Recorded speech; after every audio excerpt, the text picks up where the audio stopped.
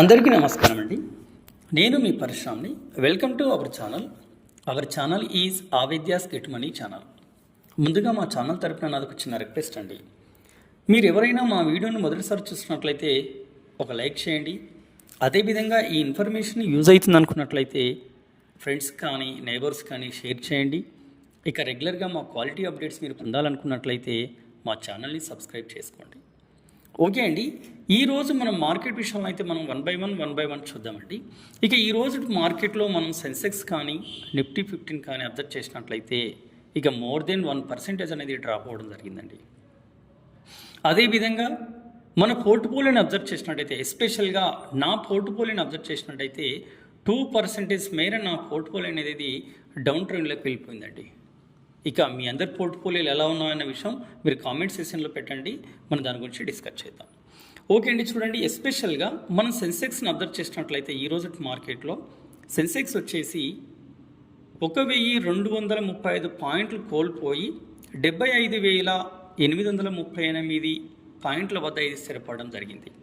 ఇక అదేవిధంగా నిఫ్టీ 15 కూడా మనం అబ్జర్వ్ చేసినట్టయితే ఇక ఈరోజు మార్కెట్లో నిఫ్టీ 50 వచ్చేసి 320 పాయింట్లు కోల్పోయి 23,024 వద్ద ఇది స్థిరపడడం జరిగిందండి. ఇక దీనితో పాటు మనకు మిడ్ క్యాప్ కానీ స్మాల్ క్యాప్ కానీ అబ్జర్వ్ చేసినట్టయితే మోర్ దెన్ 2%, అరౌండ్ 2% వరకు అనేది మనకి ఇవి డౌన్ ట్రెండ్లోకి వెళ్ళిపోయి నెగిటివ్లో క్లోజ్ అవడం అనేది జరిగిందండి. ఇక సెక్టార్స్ వైజ్ మనం చూసుకున్నట్టయితే ఈ రోజు మార్కెట్లో ఆల్మోస్ట్ ఆల్ సెక్టార్స్ అనేది కూడా మనకి నెగిటివ్లో క్లోజ్ అవడం జరిగిందండి. ఇక చూడండి, మార్కెట్ ఏ రేంజ్లో పడిపోయిందనే విషయం మనకు దీన్ని బేస్ చేసుకొని చెప్పొచ్చండి.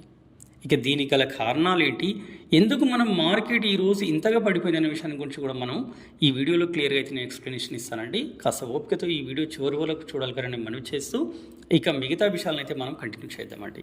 చూడండి, ఈ రోజు మార్కెట్లో మనకు టాప్ గెయినర్స్ కానీ టాప్ లూజర్స్ కానీ మనం అబ్జర్వ్ చేసినట్టయితే ఇక నిఫ్టీ 50లో వచ్చేసి మనకు టాప్ గెయినర్స్ని చూసినట్టయితే Apollo hospital, BPCL, Tata consumer, JSW steel, Shriram finance ఇవి మనకు టాప్ గెయినర్స్గా నిలవడం జరిగింది. ఇక దీనితో పాటు మనం టాప్ లూజర్స్ని అబ్జర్వ్ చేసినట్టయితే Trent, Adani ports, NTPC, ICICI bank, ఎంఐ&ఎం, మహీంద్రా అండ్ మహీంద్రా ఇవి మనకు టాప్ లూజర్స్గా ఈరోజు మార్కెట్లో నిలవడం జరిగింది. చూడండి, ఇక ఓవరాల్గా ఇప్పటివరకు మాట్లాడినటువంటి ప్రతి మాటలు కూడా మనం నెగిటివ్ అనే పాయింటే వచ్చింది, కానీ ఎక్కడ కూడా పాజిటివ్ అనే పాయింట్ అయితే తీసుకోలేదండి. అంటే మార్కెట్ అనేది అంతగా ఈరోజు మనకు నెగిటివ్లోకి వెళ్ళిపోయిందండి. దీని గల కారణాలు ఏంటనేది మనం వన్ బై వన్ ఇక్కడ చూద్దామండి. చూడండి, ఈరోజు మార్కెట్ ఇంతగా పడిపోవడానికి గల ముఖ్య కారణం వచ్చేసిందంటే మనకు నిన్న అంటే మనకు జనవరి 20, 2025 రోజున డొనాల్డ్ ట్రంప్ గారు ప్రమాణ స్వీకారం చేయడం అయితే జరిగిందండి. ఈయన ప్రమాణ స్వీకారం చేసిన ఆ సమయంలో ఈయన కొన్ని ప్రకటనలు అయితే చేయడం జరిగింది. ఈ ప్రకటనలు అన్నీ కూడా మనం అబ్జర్వ్ చేసినట్టయితే ఈరోజు మార్కెట్ పడిపోవడం గల కారణాలు ఇవే అని మనం ఖచ్చితంగా చెప్పవచ్చండి. చూడండి, మొట్టమొదటి కారణం వచ్చేసి మనకు డొనాల్డ్ ట్రంప్ ప్రమాణ స్వీకారం తర్వాత ఈయన చేసినటువంటి చిన్న ప్రకటనలు చూసినట్టయితే మార్కెట్లో ట్రంప్ ట్రేడ్ పాలసీ స్టాన్స్ వల్ల అన్సర్టినిటీ అనేది ఫామ్ అవ్వడం జరిగింది. ఇక ఈయన లేటెస్ట్ అనౌన్స్మెంట్ ఒకటి చూసినట్టయితే మనకి ఇది నైబర్స్ కంట్రీస్ పైన ఇంక్లూడ్ ఇండియా, మన భారతదేశం పైన కూడా ఈయన సుంకాలు విధిస్తారని క్లియర్గా చెప్పడంతో మనకు ఈరోజు మార్కెట్ అనేది చాలా వరకు నెగిటివ్లో క్లోజ్ అవ్వడం జరిగింది. దీనితో పాటు ఈయన ముఖ్యంగా మనకు బ్రిక్స్ దేశాలపైన అయితే టార్గెట్ చేశాడండి. ఇక బ్రిక్స్ దేశాలంటే మనకు తెలుసు కదా, వీటిపైన ఈయన పెద్ద మొత్తంలో టార్గెట్ చేయడం అనేది జరిగింది. ఇంకా ముఖ్యమైనటువంటి అనౌన్స్మెంట్ వచ్చేసి మనకి కెనడా, మెక్సికోల పైన 25% వరకు ఈయన టారిఫ్లు విధిస్తానని చెప్పడం, ఈ టారిఫ్లను కూడా ఫిబ్రవరి 1 నుంచి నేను విధిస్తానని చెప్పడం వల్ల మనకు మార్కెట్లు అనేది ఈ రోజులో మనకు చాలా వరకు నెగిటివ్లో క్లోజ్ అవడం అనేది జరిగిందండి. అంటే ఇలాంటి ప్రకటనలు ఇంకా ఏం చేస్తారనే ఉద్దేశంతోనే మార్కెట్లు అనేది ఆచితూచి అడుగులేస్తున్నాయండి. ఆల్రెడీ మనం తెలుసు, డొనాల్డ్ ట్రంప్ గారు గెలిచినప్పటి నుండి ఇప్పటివరకు చూసినట్టయితే మార్కెట్లు ఎక్కడ కూడా మనకి పాజిటివ్ మూమెంటంలో అయితే లేవండి. కంటిన్యూగా మనకు డే బై డే అనేది నెగిటివ్లోకి వెళ్ళిపోతున్నాయి, కానీ పాజిటివ్లోకి అయితే వెళ్ళట్లేదండి.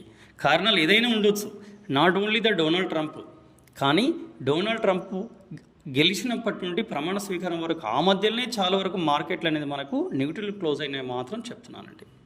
ఇక నెక్స్ట్ వచ్చేసి మనకి బ్యాంక్ ఆఫ్ జపాన్ వాళ్ళు ఇంట్రెస్ట్ రేట్స్ ఏమైనా హైక్ చేశారనే ఉద్దేశంతో కూడా, అంటే ఆ భయాలతో కూడా ఈరోజు మార్కెట్స్ అనేది మనకి నెగిటివ్లో క్లోజ్ అవ్వడం జరిగిందండి. ఇది కూడా ఒక రీజన్గా చెప్పుకోవచ్చు ఈరోజు మార్కెట్ నెగిటివ్లో క్లోజ్ అవ్వడానికి. ఇక దీనితో పాటు చూసినట్టయితే ముఖ్యంగా హెవీ వెయిట్ ఉన్న స్టాక్స్ అన్నీ కూడా ఈరోజు మనకి మోస్ట్లీ అంటే మెజారిటీ ఆఫ్ ది స్టాక్స్ అన్నీ కూడా లాసెస్లో క్లోజ్ అవ్వడం జరిగిందండి. ఇందులో ముఖ్యంగా చూడండి, జొమాటోని చూస్తే జొమాటో వచ్చేసి ఓన్లీ ఒక జొమాటో కంపెనీ మాత్రమే మనకు మోర్ దెన్ 10% వరకు ఈరోజు నెగిటివ్లో క్లోజ్ అవ్వడం జరిగిందండి. దీనికి గల కారణం వచ్చేసి ఏంటంటే లాస్ట్ ఇయర్ ఈ పీరియడ్లో ఈ టైంలో మనకున్నటువంటి ప్రాఫిట్స్తో కంపేర్ చేసినట్టయితే మనకి ఈసారి 57% అనేది రెడ్యూస్ అయ్యిందండి. దానివల్ల మనకి నాట్ ఓన్లీ ద జొమాటోతో పాటు రిమైనింగ్ ఉన్నటువంటి మేజర్ స్టాక్స్ని మనం చూసినట్టయితే ఇవన్నీ కూడా లాస్ట్లో క్లోజ్ అవ్వడం జరిగింది. దీనివల్ల కూడా మనకి ఈరోజు మార్కెట్ అనేది నెగిటివ్లో క్లోజ్ అవ్వడం జరిగిందండి. ఇక నెక్స్ట్ రీజన్ చూసుకున్నట్టయితే మాత్రం Q3 ఎర్నింగ్స్ అండి. ఇక Q3 ఎర్నింగ్స్ చూసినట్టయితే మనకు అన్సాటిస్ఫైగా ఉన్నాయండి. అంటే ఎక్కడ కూడా ఎక్స్పెక్టేషన్ అంత రిజల్ట్స్ అయితే రావట్లేదండి. కాబట్టి ఈ Q3 రిజల్ట్స్ కూడా ఈరోజు మార్కెట్ అనేది నెగిటివ్లో క్లోజ్ అవ్వడానికి ఒక కారణంగా మనం చెప్పుకోవచ్చు అండి. ఇక అదేవిధంగా మన FIS వాళ్ళని అబ్జర్వ్ చేసినట్టయితే FIS వాళ్ళ సెల్లింగ్ అనేది కంటిన్యూగా ఉండండి. ఒక జనవరి 2 నాడు తప్ప రిమైనింగ్ డేస్లో ఇప్పటి వరకు కూడా టిల్ ద డేట్ వరకు కూడా మనం అబ్జర్వ్ చేసినట్టయితే వాళ్ళ యొక్క సెల్లింగ్ ప్రెజర్ అనేది కంటిన్యూగా ఉందండి. అంటే వాళ్ళ యొక్క వాటాలను అయితే వాళ్ళు బ్యాకప్ చేసుకుంటున్నారండి, రిటర్న్ చేసుకుంటున్నారండి. కారణాలు ఏదైనా ఉండొచ్చు, కానీ వాళ్ళు మాత్రం వాళ్ళ వాటాలను మనకు ఇండియా ఈక్విటీస్ నుంచి అయితే రిటర్న్ చేసుకోవడం జరుగుతుంది. ఇందులో ఈరోజు ఎస్పెషల్గా ఈ రోజుటి మార్కెట్లో మనం చూసినట్టయితే 4,337 కోట్ల ఈక్విటీస్ని మాత్రం వాళ్ళు బ్యాకప్ చేసుకున్నారండి, అంటే రిటర్న్ తీసుకున్నారండి.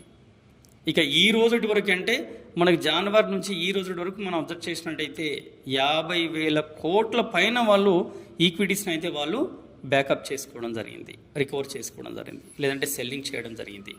ఇక ఇది అండి ఈ రోజుటి మార్కెట్లు అనేది మనకు పడిపోవడానికి గల ముఖ్య కారణాలు. ఇక దీనితో పాటు మనకు యూనియన్ బడ్జెట్ 2025 కూడా February 1st ఉంటుందండి మనకి.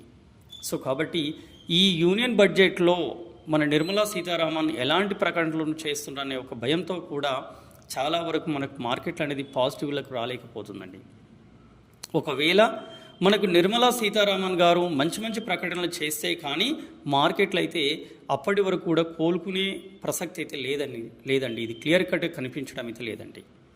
ఇదండి ఈరోజు మేజర్గా మనకు మార్కెట్లు అనేది నెగిటివ్లో క్లోజ్